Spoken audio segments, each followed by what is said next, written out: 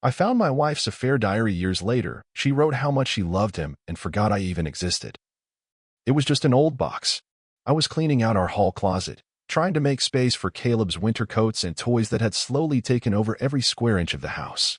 Our son had just turned 2, and every day felt like a delicate balance of chaos and magic. I bent down, moved some dusty board games and a blanket we never used, and saw it wedged in the back corner, taped shut, labeled with faint handwriting. M's office, 2016. Melissa's stuff. I almost didn't open it. But then again, this was my house too. Our life. Our past.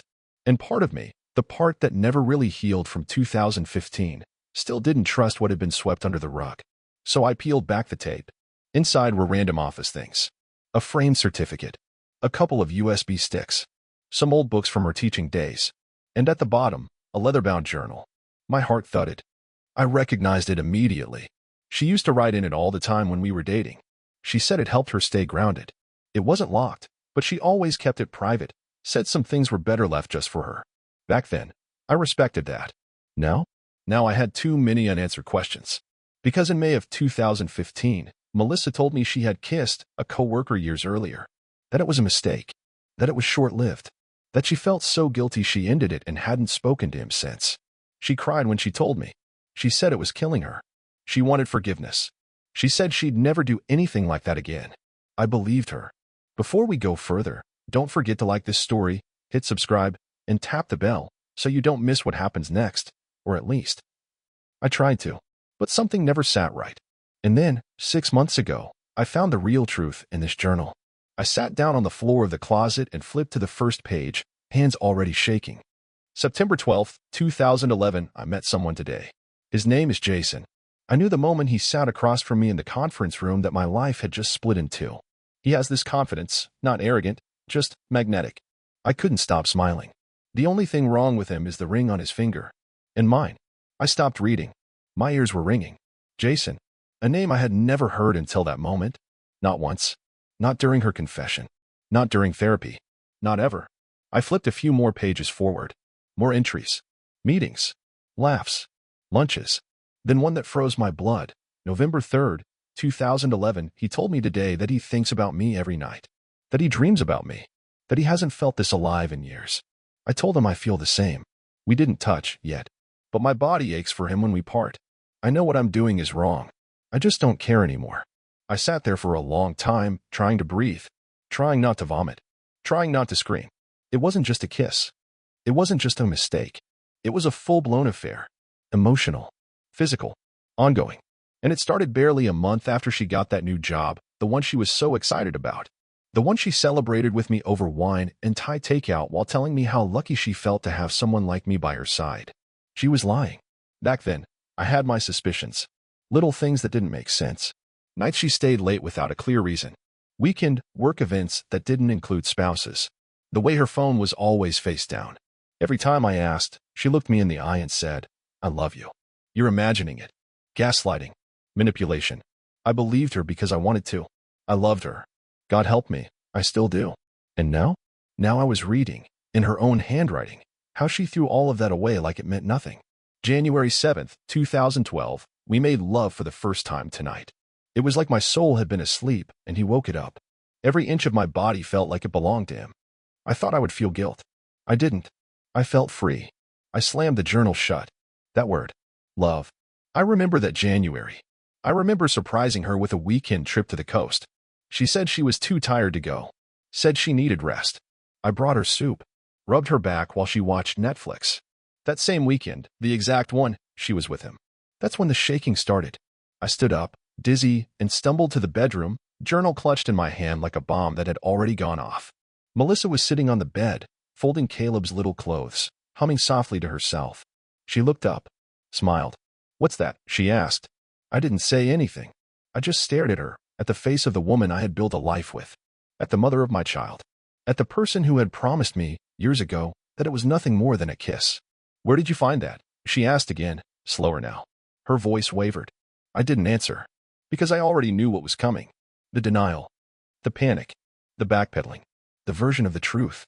She'd probably try to frame it as just journaling, some twisted therapy exercise, maybe. A way to process her confusion.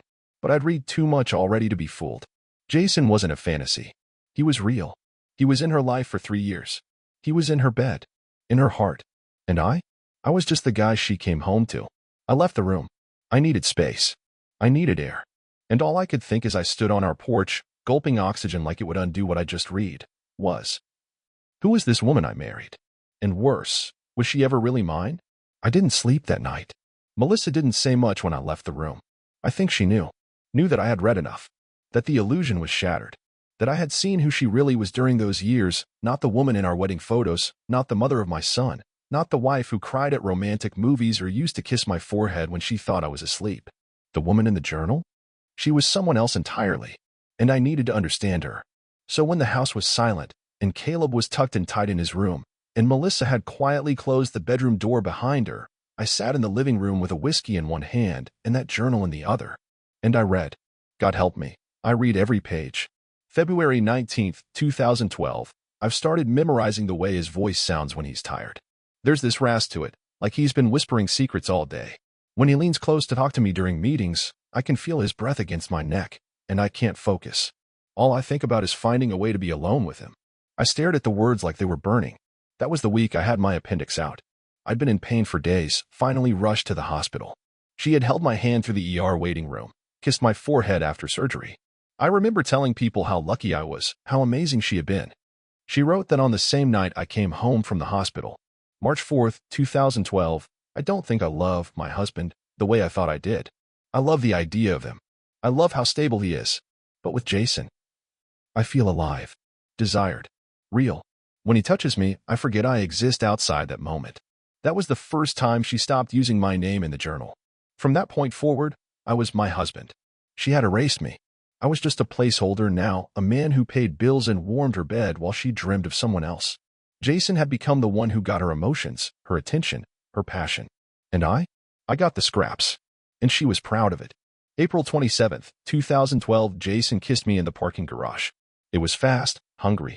He said he didn't care who saw. He said he wished we could just run away. I told him I'd follow him anywhere. I don't care anymore. I know it's wrong. But if this is wrong, why does it feel like coming home? Coming home. That line gutted me. Because that month, I'd been planning a surprise anniversary dinner for her. I found the receipt later in my email. $180 for a wine tasting and dinner at a rooftop restaurant in downtown Portland. She said she had a migraine that night and asked to stay home. She lied. I stayed home with her, made her soup, held her while she slept on the couch. And when I read that entry, I realized she wasn't sick. She just didn't want to be around me. June 11th, 2012, he still hasn't said he'll leave her. But I believe he will. He loves me. He tells me every night in every way. His wife doesn't understand him. Not like I do. I'm the one he talks to. I'm the one he thinks about when he's lying next to her. That was the first time I cried while reading. Not just for me, but for her. Because that was the moment I realized she had deluded herself, fully, willingly, and without remorse. She had created a fantasy where their affair was love, where the damage they were doing was justified, even romantic. She had painted herself as the woman Jason should have chosen. And I was the man she settled for. August 15th, 2013, we spent the night in a motel outside town. He brought wine and strawberries. Said he wished he could wake up next to me every day. I laughed and told him I'd already picked out our future house. He said someday. I believed him. Someday. That was the word she used when I asked her when she'd be ready to have a child. I remember how she paused when I brought it up, how her smile faltered before she nodded and said, someday, just not yet, because she had already picked out that future with someone else. December 21st, 2014, 3 years. 3 years of stolen time. I can't stop thinking about the life we could have had. I know I said I'd be patient, but it's killing me. I hate pretending. I hate lying. But I hate the idea of losing him even more. 3 years. While I planned holidays. While I held her hand through job stress. While I wrote her love notes and left them in her coat pocket. She was lying to my face. Every single day. March 3rd, 2015, he says it has to end. That his kids are older now, and he's trying to rebuild things with his wife. I begged him not to go. I cried. He cried too. But he said it's over. That he can't do this anymore. For months before she confessed to just a kiss. She cried for him. Not for me. April 28th, 2015, I can't stop texting him. I know I should let it go. But I can't. I won't. After everything, how could he just walk away? I won't give up on him. He's not allowed to leave me. I put the journal down, shaking, sweating, heart pounding like it was trying to escape my chest. She wasn't just cheating. She was addicted to it. Obsessed. Consumed. This wasn't an affair. This was a double life. And for 3 years, I was the backdrop, the safety net, the fool. And what terrified me most wasn't just what she did. It was how easy she made it look. Let me ask you something. What would you do if you were me? If you found out that the woman you built your life around had spent years giving her heart, her body, her soul to someone else while you were sleeping inches from her? Would you stay? Would you leave? Would you try to forget? Or would you burn it all down and start over? And more importantly, how do you live with someone who doesn't even know how much of herself she gave away until there was nothing left for you? That's what I ask myself every single morning when I wake up and roll over to see Melissa lying beside me. Drop your thoughts in the comments. I really want to hear what you think. May 14th, 2015. That's the date I'll never forget. Not because anything spectacular happened. There was no dramatic confrontation, no screaming, no slamming doors. It was quiet, deceptively so. The kind of quiet that only comes after a long, slow storm has already blown through and you're just waking up to the wreckage. Melissa sat across from me on our couch, her hands folded neatly in her lap, her face pale and empty. She wasn't crying. Not yet. I think she thought that if she stayed calm, I might believe what she was about to say. She looked at me with these wide, nervous eyes and said, "I need to tell you something. It's not big, but I want to be honest."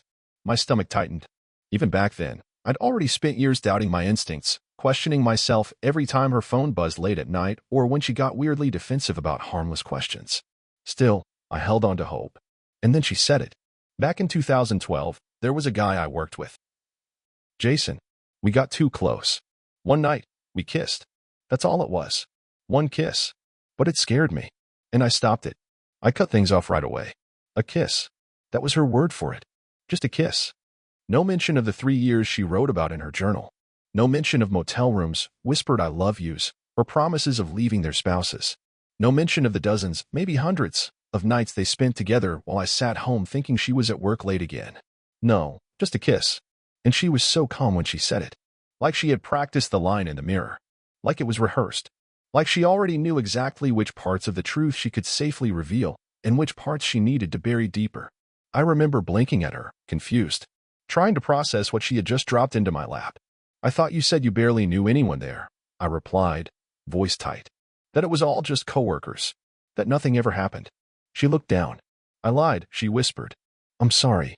At that moment, I believed her, or I wanted to. Because a kiss is forgivable, right? A mistake. An impulse. Something you regret the second it happens. Something a person confesses to because they feel awful about it. But now I know the truth. The only reason she told me about the kiss, years after the fact, was because someone had found photos. Pictures she thought were long gone. Screenshots of messages. Maybe someone at work had threatened to tell me, or Jason's wife had gotten suspicious. I never found out who it was. But someone rattled her illusion. And that's why she confessed. Damage control, not remorse. Back then, I tried to move forward. I really did. We were 3 years in. We'd just started talking about a future, maybe kids, maybe buying a place in town. I told myself that if she was finally being honest, then we could build something new. I told myself I was mature enough, strong enough, forgiving enough to get past a kiss. We even started therapy.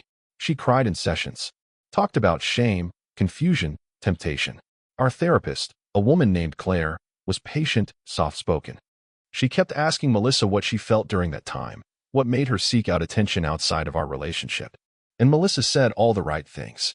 I felt lost. He was older and confident. I didn't know how to ask for what I needed at home. Not once did she say, "I loved him." Not once did she admit they saw each other after that kiss. Not once did she say what she had written in those pages. I remember Claire turning to me once and asking, "Do you believe her?" I hesitated. I said yes, but I didn't mean it. Because in the quiet, in the space between sessions and "I'm sorry" texts, in the way she flinched when I asked about specific details, I knew there was more. A lot more. Still, I stayed. And she let me. She let me carry her guilt. Let me walk around like a man trying to fix something that had already been shattered and swept up without his knowledge. Fast forward to October 2023. That's when I found the journal. And that's when everything I had doubted for years, every whisper of suspicion I'd shoved down for the sake of peace, came roaring to the surface like a fire I couldn't put out. She didn't stop it after one kiss. She didn't walk away. She pursued him. She chased him like he was oxygen, and I was just some obligation she couldn't shake. She wrote love letters while I made her breakfast. She planned motel nights while I scheduled anniversary dinners. She imagined their future while we were building ours. And in May 2015, just 1 week before her confession, her journal reads, "He won't talk to me anymore." I texted, called, told him I couldn't live without him. He didn't answer.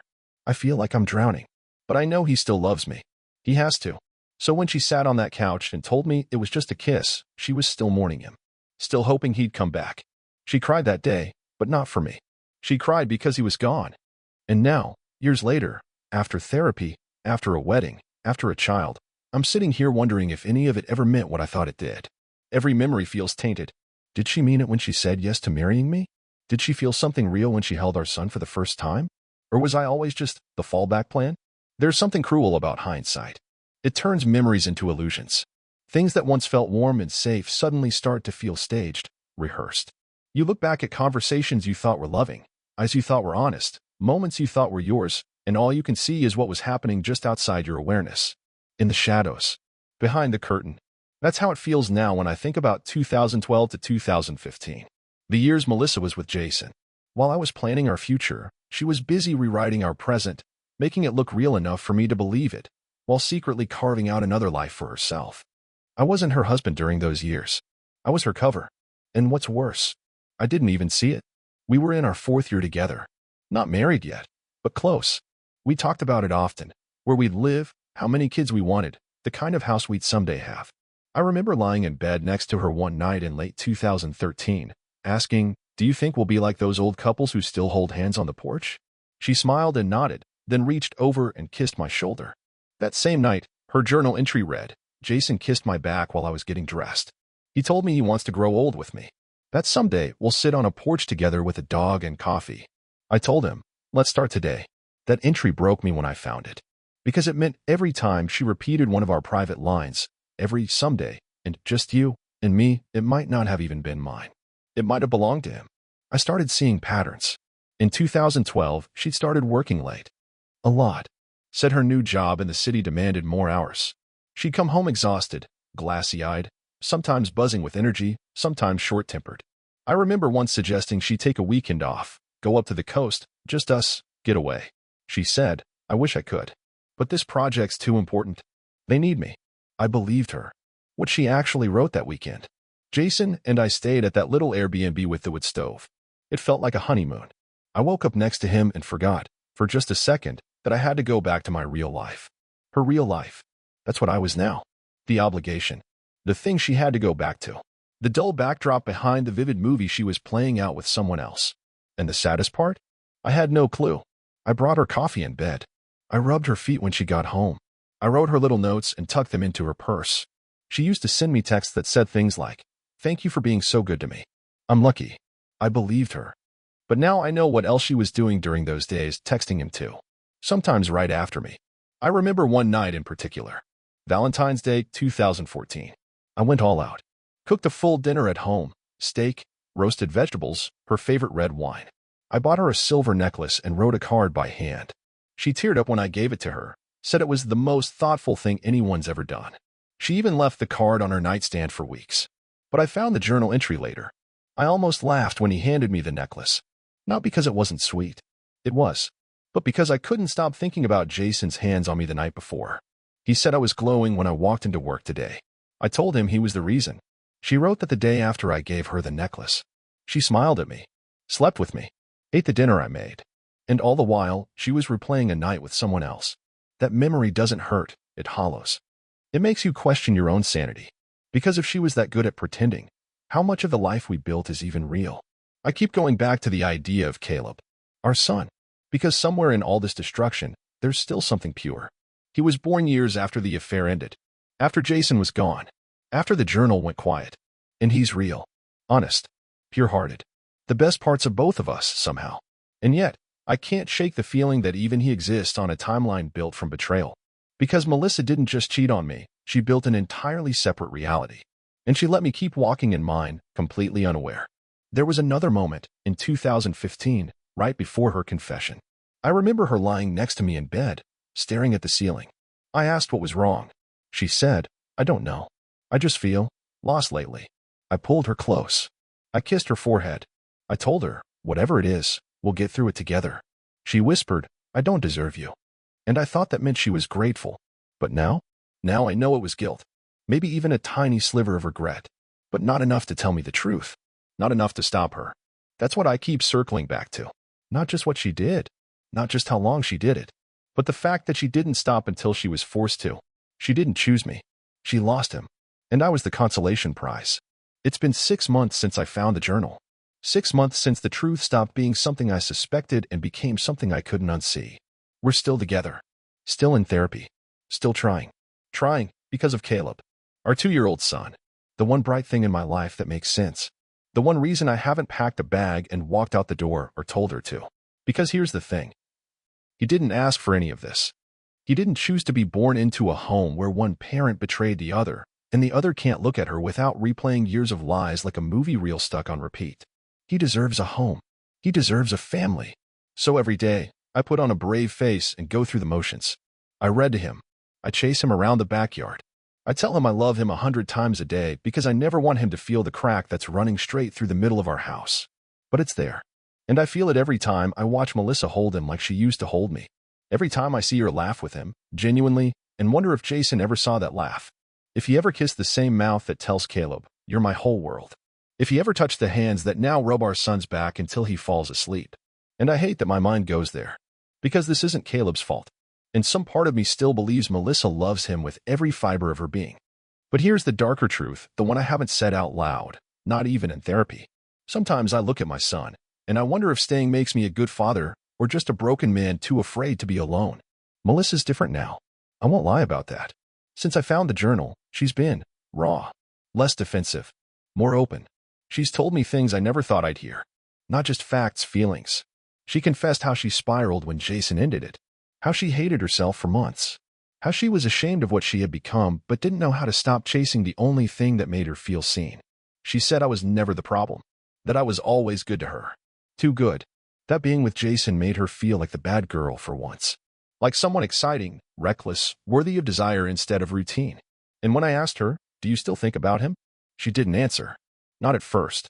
Then she said, not in the way you think. I think about what he represented. Not him. But I don't know if I believe her. Because how do you measure something like that? How do you quantify a wound you can't see but feel every time she touches your arm? We're trying though. God help us, we're trying. Therapy twice a week.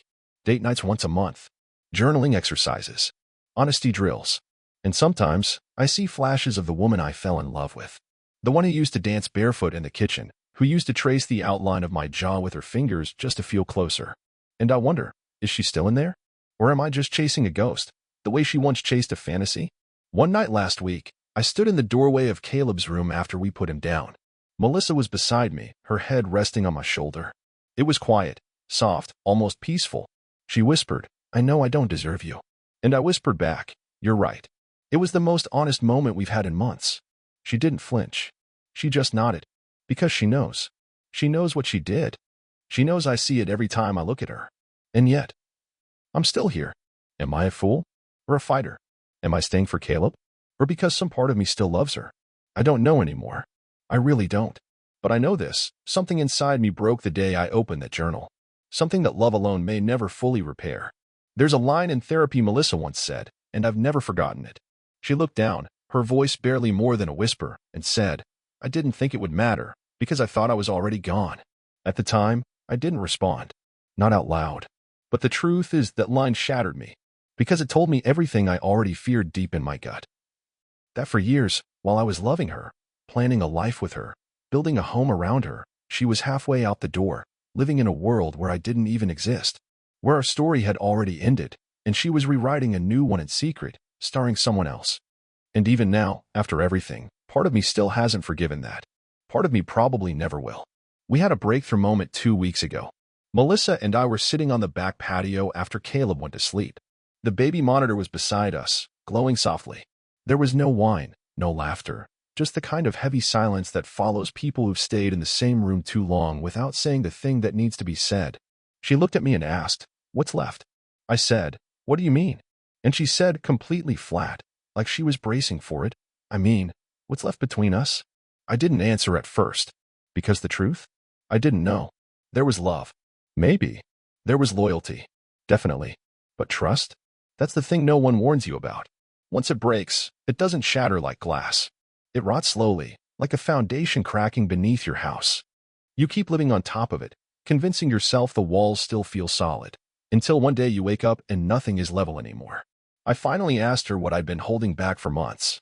What would you have done if Jason had left his wife? She looked at me like I'd slapped her. But I needed to know. I don't know, she said.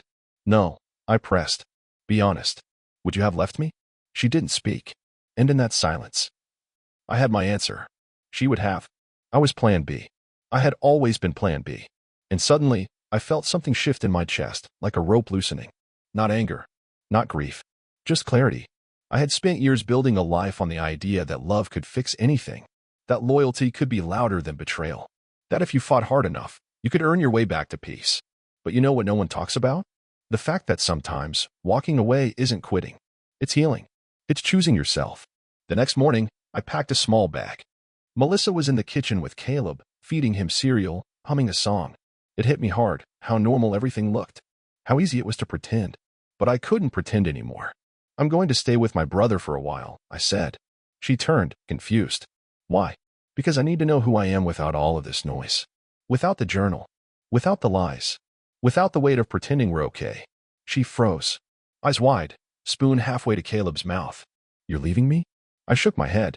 I'm not leaving. I'm stepping back. Because I need space. And if I don't take it now, I'll resent you forever.